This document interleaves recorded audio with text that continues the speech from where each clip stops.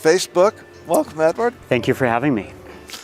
Okay, Deanna, you want to start or you want me to? Yeah, let's start. I am super curious about how you're thinking about sustainability when it comes to this new thing that you've launched, the metaverse. The metaverse, yes. I think with the metaverse, the journey is just beginning, obviously. At Meta, at companies that are going to plug into the ecosystem globally, we're just beginning this journey. And one of the things we've been spending a lot of time thinking about is how to do that in the most responsible way that we can. And like a lot of our programming on the sustainability side, leading up to this point, we've tried to build sustainability into the planning for the metaverse from the ground up. And that means our infrastructure and our data centers and our renewable energy commitments and the things that make the metaverse possible. We want to continue to scale all those programs to keep pace with the things we need to build and grow to make the metaverse possible.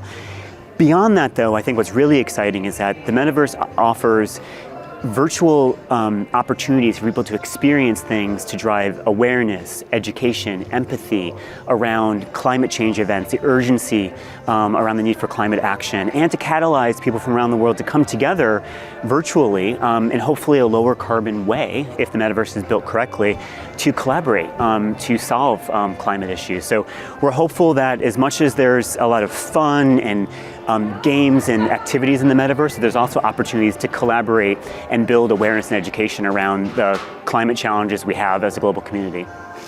So I know Meta is a data-driven company, right? And you've shared some scorecards with me in the past and things like that. So what are some, on your roadmap to 2030 net zero goal, what are some of the challenges that you're trying to overcome at Meta? We're really proud of our net zero goal by 2030. And we started with wanting to be data-driven and understand what is our footprint.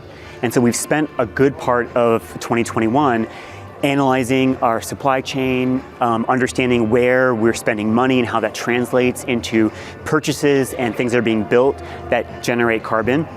And so we've spent the last year really understanding that footprint, and we're committed to transparency as well, so we're starting to publish on an annual basis all that information. That in itself is a huge challenge. You'd be surprised how hard it is to get accurate information. And so year over year, we hope to continue to improve and refine all of that information over time. Once you have the information, I think moving past that challenge, what to do with it and how to identify the most impactful ways to reduce carbon in a way that is affordable for not only Meta, but other companies and our partners is, I think, a big challenge as well. One thing that we've been looking at is how can we have impacts to change industry in a way to make it so that some of the progress we make will cascade into other industries and to drive innovation into the things that we do. We build a lot of data centers, there's lots of materials that traditionally are very carbon intensive. So we're hopeful, for example, that some of our innovation and engagement can help drive change in some of those communities.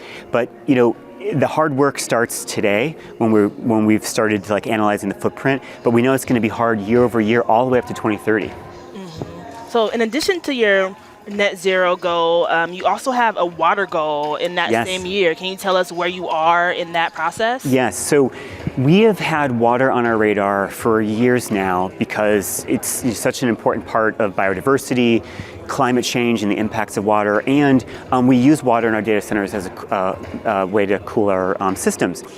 And so we've driven a lot of energy efficiency through our data center design since 2010, we start building our first data centers, and we open sourced a lot of that technology to help drive collaboration with industry, which has been really awesome. But what we've realized in the last couple of years is that not only do we need to continue to use less and use less through efficiency, but we need to restore what we are using so that when we're in communities, we know that we're leaving them in a place with as much or more water than we're using to cool our data centers. So our water positive 2030 goal is a commitment to restore more water than we consume by 2030 across our entire fleet. And we've been focusing on the highest risk areas, of course, like the drought-stricken areas in the western part of the United States. Great. So we only have 10 seconds left, but the Climate Science Center, how do people find out more about it? So if you go to Facebook, you go to facebook.com/climatescienceinfo. You can see our Climate Science Center, and we curate authoritative science-based information around climate change there. Fantastic. So we've been talking with Edward Palmieri with Meta, Facebook? We're now Meta. Now Meta. All right, thanks, Ed. Thank you both very much. Take care.